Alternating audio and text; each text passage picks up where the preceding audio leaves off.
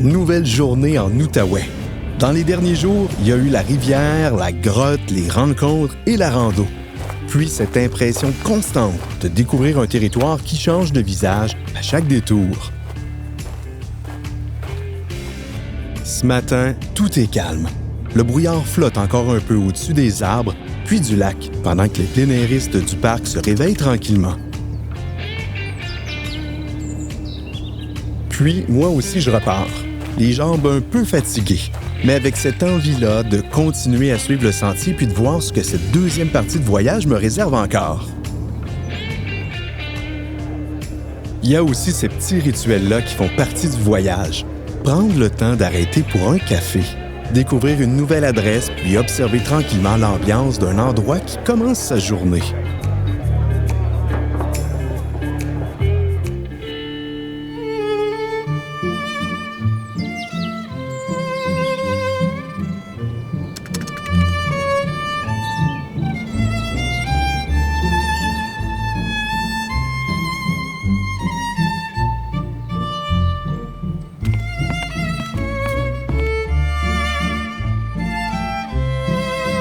Écoute, je pensais pas sortir d'une longue randonnée pour venir prendre le thé dans une maison anglaise comme celle-là, mais ça a vraiment piqué ma curiosité. Super belle architecture. Oui. Puis à l'intérieur, de voir qu'on peut venir visiter, prendre un verre, un rafraîchissement.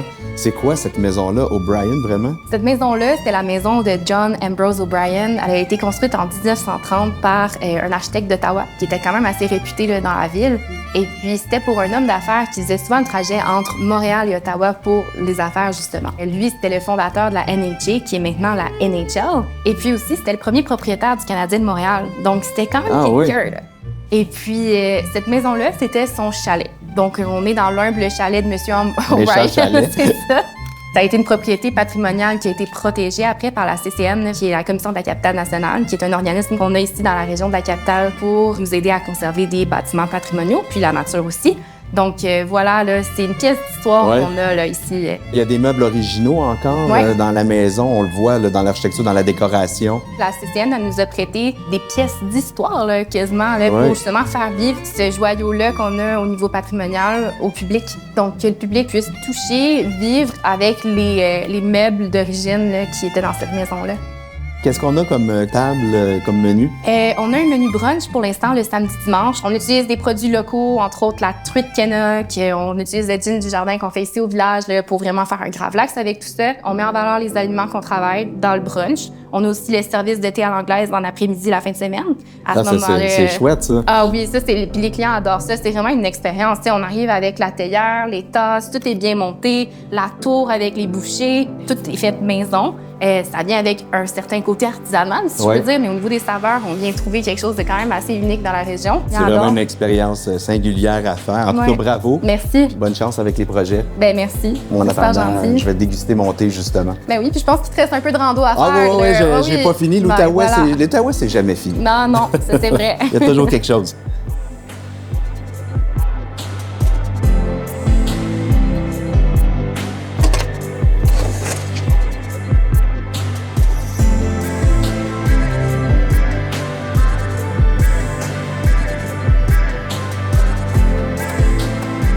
Wow! Vraiment une superbe découverte. Ici, la maison O'Brien. On sort du sentier et cette maison-là nous explose dans les yeux. Une architecture extraordinaire. Une belle petite découverte pour moi qui s'approchait un peu par curiosité pour finalement me rendre compte qu'on pouvait entrer, visiter, en profiter, prendre même un petit thé. On peut prendre plusieurs sortes de drinks sur place puis éventuellement même manger. Mais ça vaut la peine de venir se poser puis de faire ce plein-là d'histoire de la place. On oublie souvent qu'on est entouré de choses historiques, surtout quand on va dans les parcs nationaux ou les parcs ici, comme celui de la Gatineau. Il faut dire qu'on est tout près du lac Meech, collé, où il y a eu, entre autres, en 1987, l'accord du lac Meech qui a été proposé à l'ensemble des 10 provinces canadiennes, qui a échoué, on le sait, en juin 90. Mais vraiment, il y a un lieu chargé d'histoire ici, de grands hommes politiques qui ont déambulé, qui ont négocié des choses. Ça me donne des frissons parce que je suis un maniaque d'histoire et de politique. Alors, de combiner ça avec la rando, je trouve ça assez extraordinaire. Parlant d'histoire, je reste dans la même ambiance. Là, je vais me diriger vers le site Mackenzie King où, semble-t-il, notre ancien premier ministre aurait fait venir des ruines d'Europe. Alors, j'ai bien hâte de voir ça. Ensuite, je me dirige vers le lac Pink, qui n'est pas un lac de couleur rose, qui est plutôt de couleur émeraude. Je vais essayer de découvrir pourquoi il a cette couleur. Là, je reprends mon sac, je retourne sur le sentier transcanadien et je continue de découvrir l'Outaouais.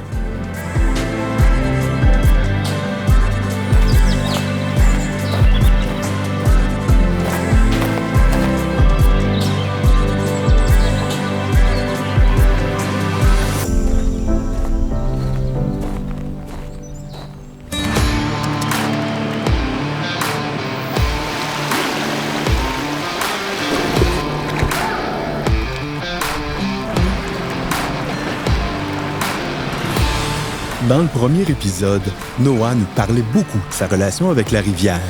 Mais rapidement, on comprend qu'il n'y a pas juste l'eau qui le ramène ici chaque été. Il y a aussi la tribu, le sentiment d'appartenance puis cette impression de faire partie de quelque chose de plus grand que soi chez Momentum. C'est certainement différent en rafting à cause que là, tu es responsable des autres. Comme moi, je suis en kayak, ouais, je veux pas me casser la gueule, mais c'est juste moi. C'est pas la fin du monde. Si moi, je blesse quelqu'un d'autre, ça va rester sur ma tête pour longtemps. Je veux pas blesser quelqu'un d'autre, donc tu vas certainement prendre moins de risques en raft qu'en kayak. À Momentum, on a 3 trips différents. On a l'aventure, le classique, puis familial. Familial, c'est le plus proche à un garantie qu'on peut vous donner que ça va pas virer, vous allez pas tomber à l'eau. On joue ça le plus safe possible. Le classique, c'est on y va sur les rapides normales, on prend les rapides normales, mais on vise quand même pas frapper super fort. On essaye de pas être dans des situations où tu vas virer le bateau nécessairement. Mais le trip aventure, ça, on frappe fort souvent. On frappe fort partout, on fait des gros surfs. Il y a des bonnes chances que le bateau va flipper. C'est pas garanti et on vise pas flipper nécessairement. Mais ça arrive souvent, c'est la rivière des Outaouais, c'est gros. Mais pour gérer ces risques, il va y avoir un autre bateau plus bas, puis il vire où il y a des personnes qui tombent du bateau. L'autre bateau va aussi assister pour faire certain que tout le monde y est correct.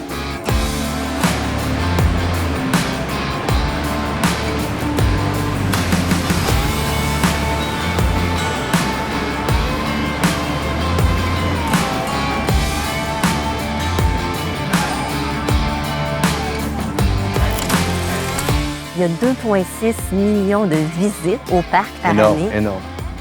J'ai entendu qu'il y avait un 3e endroit avec d'autres ruines qui proviendraient d'Angleterre ou en tout cas d'Europe. Oui.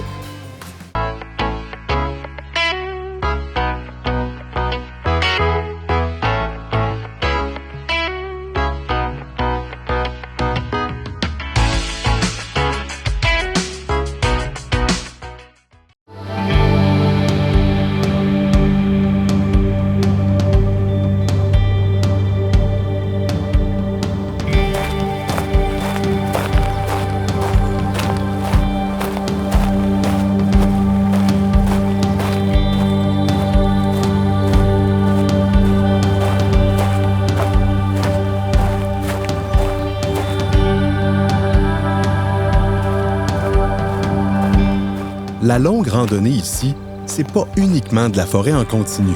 Par moments, le parcours longe aussi certaines routes secondaires avant de replonger tranquillement sous le couvert des arbres. Puis honnêtement, ça fait partie du voyage. Ça permet de voir le territoire dans son ensemble, entre les villages, les rangs, puis les sections plus sauvages du sentier.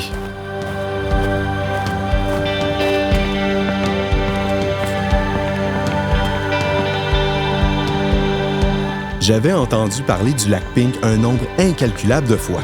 Sa couleur, son histoire, le monde qui vient le voir année après année, à un moment donné, il fallait bien que j'aille voir ça de mes propres yeux.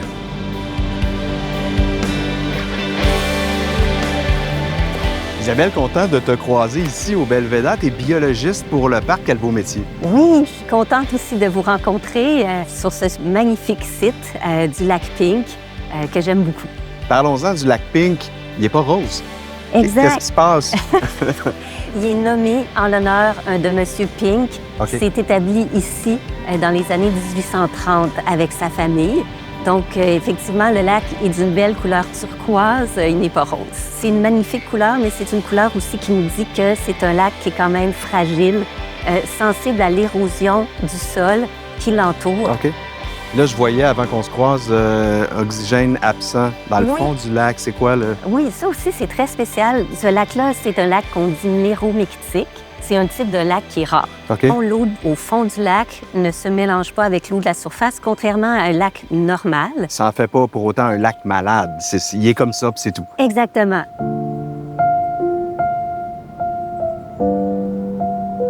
Il y a combien de lacs dans le parc? Il y a une cinquantaine de lacs dans le parc, dont 3 avec des plages publiques Ouais. là, plus récréatives. Pour rappeler que c'est quand même protégé, puis c'est ce qui fait qu'on trouve des arbres matures aussi un peu partout, hein? Exact. Il y a 2,6 millions de visites au parc par année. Énorme, hein? C'est vraiment beaucoup. C'est le deuxième parc le plus fréquenté au Canada. Les visiteurs qui visitent, par exemple, ce site, le lac Pink, ils peuvent vraiment donner un coup de pouce à l'équipe de conservation du parc en limitant l'érosion, justement, en demeurant sur le sentier, en admirant les plantes sans les cueillir. Ça nous aide beaucoup. On essaie d'être dans l'éthique du randonneur. Exactement. Il n'y a pas juste dans les bâtiments ici qu'il y a de l'histoire dans le lac énormément. Merci encore, Isabelle. Merci à Merci. vous. C'est un plaisir.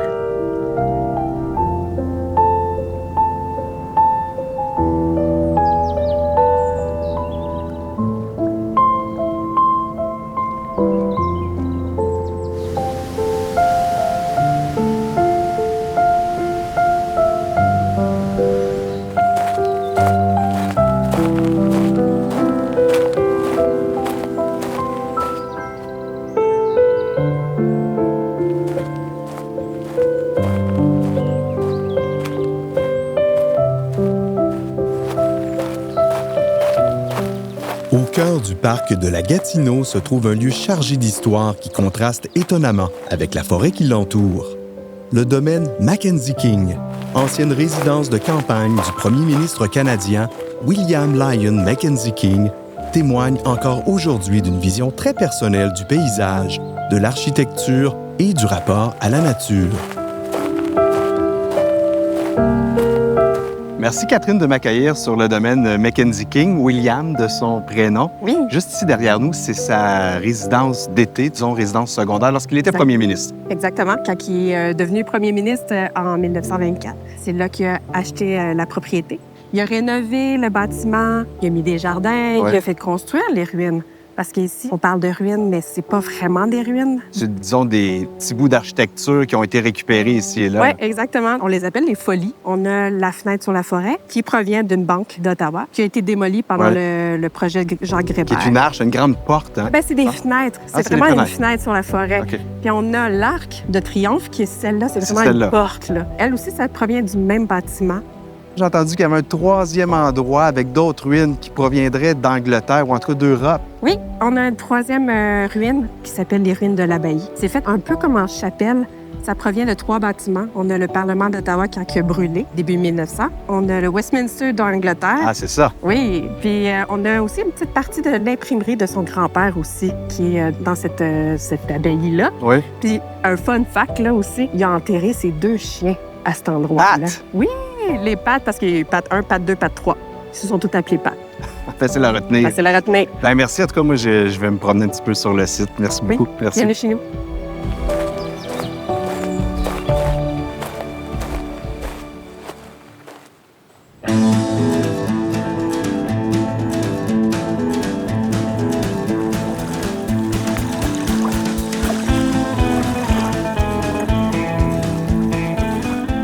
Généralement, comme la communauté de kayak, c'est super accueillant, super acceptant des autres. La majorité des personnes sont super gentilles, et spécialement au niveau des clubs. Même si tu vois un autre trip qui descend, qui a un autre groupe de kayakistes, si eux ils ont un problème, la majorité du temps, l'autre groupe de kayakistes va leur aider aussi avec le problème. S'il y a quelqu'un qui nage, on va aider à récupérer l'équipement, puis la personne s'ils ont besoin. Sur la rivière, comme même si tu vois comme un étranger complètement en train de faire un beau surf, il fait un trick, comme c'est super normal de tout le monde qui attend pour faire le prochain surf, on va crier, puis célébrer un petit peu le truc intéressant qu'il a fait. On est tous dans la rivière ensemble, puis on aime partager ça entre kayakistes.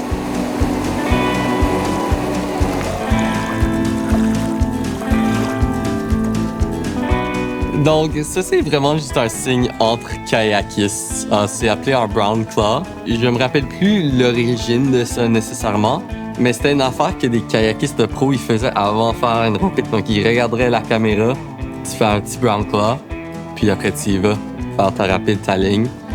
Et c'est aussi un signe que tu reconnais un autre kayakiste. Donc, par exemple, sur la route, si tu croises quelqu'un qui a un kayak d'ouvie, tu peux dérouler ta fenêtre puis leur donner un petit brown claw.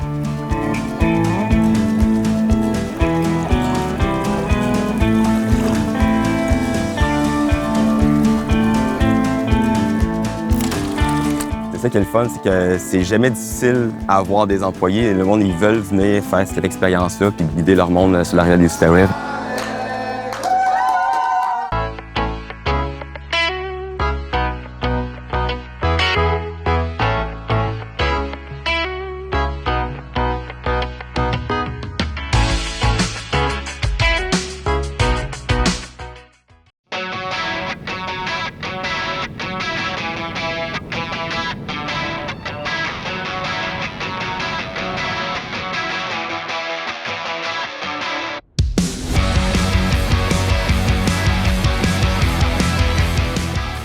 On s'en va à l'école, on s'en va principalement faire ça, on part des lignes, on descend ça 3 fois.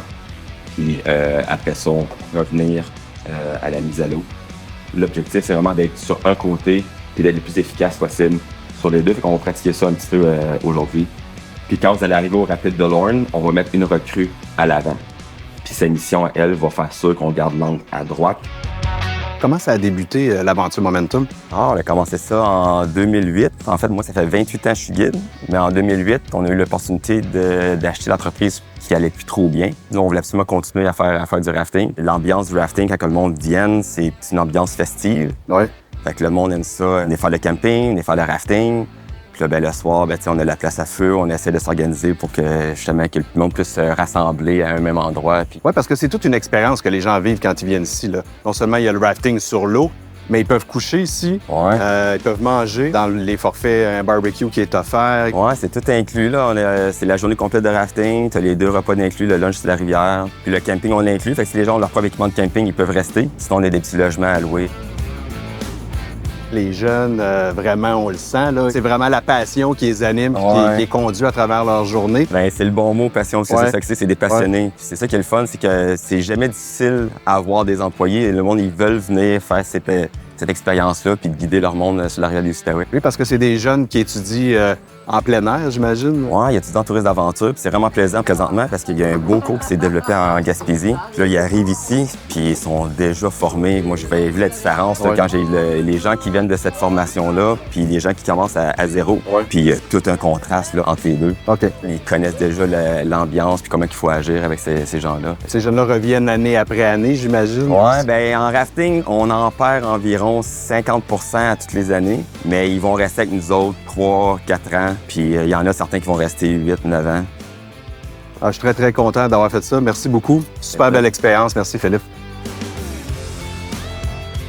Puis pendant qu'eux vivent leur été ensemble, moi, je continue de découvrir l'Outaouais à ma façon. Au rythme du sentier, des rencontres, puis de l'eau qui relie finalement un peu tout ce voyage-là.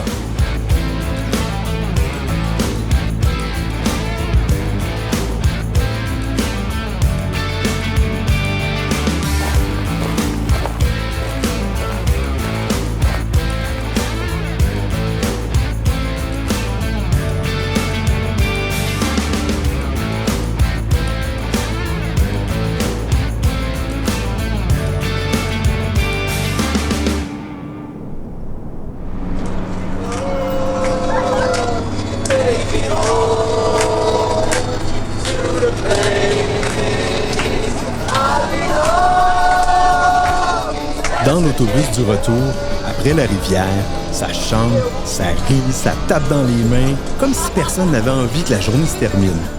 Puis une fois sur place, la soirée continue simplement ensemble. Le souper, les discussions qui s'étirent, le feu de camp, les blagues qui voyagent d'un bout à l'autre du site.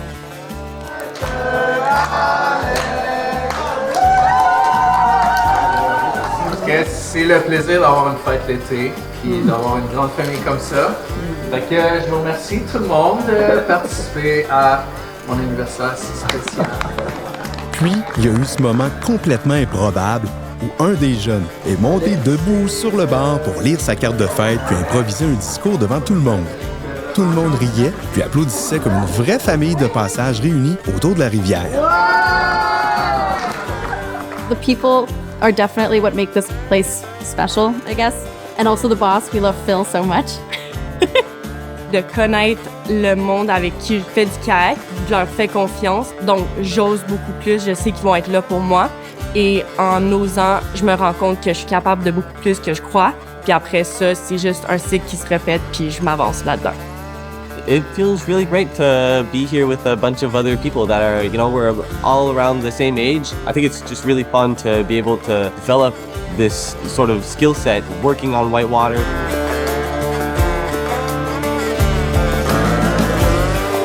Franchement, ça faisait longtemps que j'avais pas vu un esprit de groupe aussi vrai. Pas fabriqué, pas forcé. Juste du monde heureux d'être ensemble au bon endroit, au bon moment.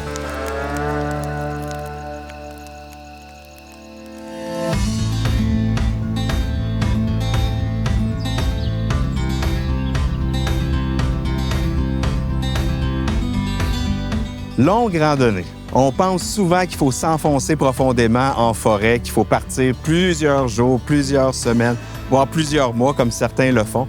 Mais il y a d'autres options qui existent et ici, dans l'Outaouais, c'est vraiment ce que j'ai vécu. Quelque chose d'unique, de partir de Wakefield pour m'en venir dans le secteur de Chelsea, mais en passant à travers le parc de la Gatineau.